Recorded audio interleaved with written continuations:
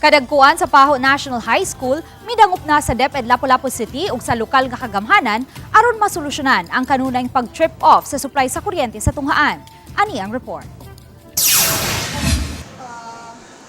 Usa ang classroom sa grade 7 science class ni Teacher Mary Ann Dapitan sa nanginahanglan og daghang electric fan kaya naa kini sa ground floor ug di makalapos-lapos ang hangin tungod kay duol ang ilang bintana sa paril sa eskwelahan. Hinuon kay gauwan-uwan man karong adlaw, wa kaayo mabatyagi ang kaigang sa classroom. Busa pipila lang ka mga suga og ceiling fan ang ilang gipaandar. Labig ka ng kuan jud kayo bitaw ang hayag.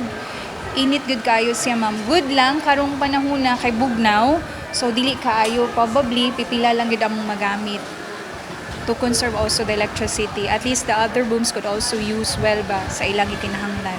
Matod sa principal sa Pajo National High School, Michelle Misa, sukad Enero ning tuiga, kanunay nakasinati og pag-trip-off kun pagpid-ok sa supply sa kuryente ang tunghaan. May paspas na ba, so na-alarm na may kay involved ba siyang electricity, unya simbako ba, na di tay mga bata din hina.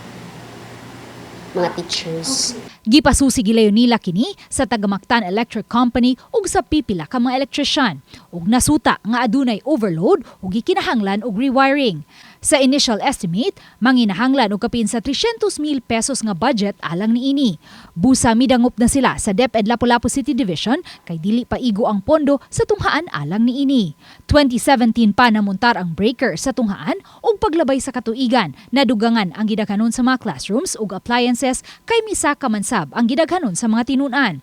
Busa pang hinaot sa ilang principal nga unta masolusyonan dayon ang suliran sa supply sa kuryente kay gawas nga risgo nga madaot ang mga appliances sa tunghaan, delikado usab kaayo kini sa sunog. Ug usa-usab ang Pajo National High School sa mga voting centers unya sa piniliay karong Mayo. Or else, kung dili pa gyud siya ma-address, magkuan pa gyud mi nga dili pa siya mahimo nga polling place kay mo kung ma-overload ang gamit sa kuryente, mupawong gyud siya ma'am. Matod ni Lapu-Lapu City Schools Division Superintendent Dr. Marilyn Andales, lakip kini sa ilang tukion sa local school board meeting karong hapon aron masolusyonan ang problema sa supply sa kuryente sa Pajo National High School. Samtang malaumon usab si Attorney Anjanet Lamban, election officer sa Comelec Lapu-Lapu City, nga masolusyonan ra kini sa dili pa moabot ang piniliay. As to that report, wala pa na siya niabot sa office because there is always a coordination between the DepEd and our office. Anyway, if that is true, that will be resolved because the election is May pa man. So napatay pila ka days.